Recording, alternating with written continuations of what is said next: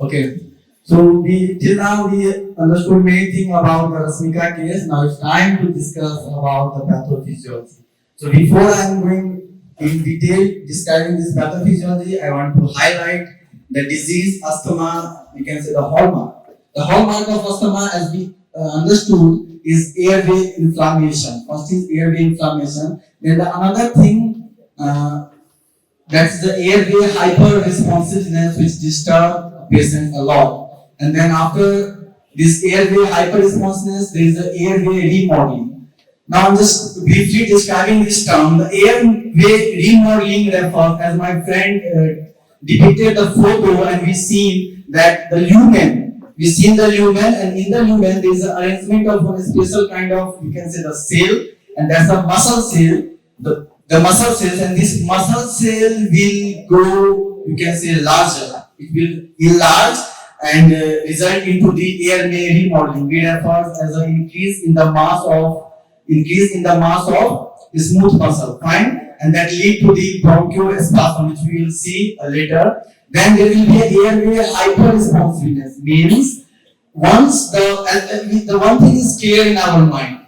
The agent which triggers this disease in our patient is the pollen grain. This is established, we seen, fine. Then if there will be a little exposure of the same kind of, I can say, the pollen grains, okay, then the response of the bronchial tree is, you can see, is called as an accelerated response. It's an extreme response which disturbs our patient a lot. So these are the hallmarks. Just keep in mind once again, it's airway inflammation, airway hyperresponsiveness, and airway remodeling. Just move to the next slide, please. Fine. One thing we also noticed that this disease, asthma, is called as a heterogeneous lung disease. Now, what do you mean by the heterogeneous lung disease? As you are seeing, the disease is represented in a various clinical manifestations. The signs and symptoms vary from one patient to the next patient. Fine. That's called as the variable phenotype, the variable clinical presentation. The one sign and symptom, the one category of sign and symptom is present in the one kind of patient. It's not, you can say, entirely true that the same sign and symptoms will appear in the next patient which is suffering from the asthma or asthma. Fine. Now, another thing, the one thing we understood that there are different signs and symptoms, and you know that the signs and symptoms only appear when the normal physiology is going to disturb. Okay, so if there will be a different signs and symptoms, different chemical clinical manifestations, it means there will be a different underlying cause or different underlying biological process. Okay, cause this different variable clinical presentation, or we can say the variable phenotype. Another thing which we also have to keep in our mind is that this is not the exact cause of this disease. Am I right? There is no any exact cause of the disease.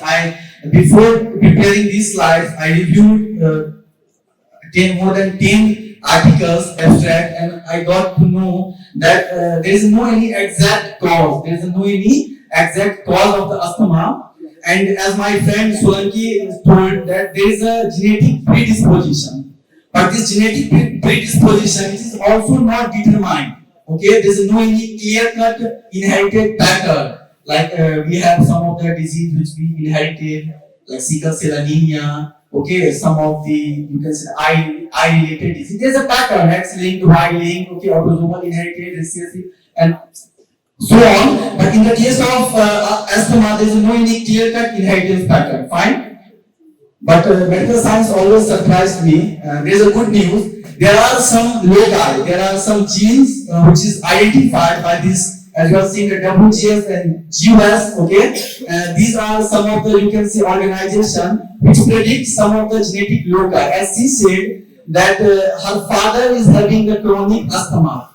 So there is a chances to inherit those kind of genetically programmed cells which is involved in the immune response. Fine. So if my father having asthma, then I have relatively more chance to acquire this asthma. Fine. No problem. This disease is complex, really complex. Now let's move to the next slide, please. Yeah. So traditionally in 1970, one of the scientists which classified the asthma into the two categories. The one category he described as a extrinsic asthma, and the one category is intrinsic asthma. Our patient Rasmika have the extrinsic asthma. She have the extrinsic asthma, and these are the triggers factors which causes the intrinsic asthma. You just mark these words. That's one is a medicine, that's SP. Another one is a pulmonary infections, exercise, cold, stress, and obesity. Okay.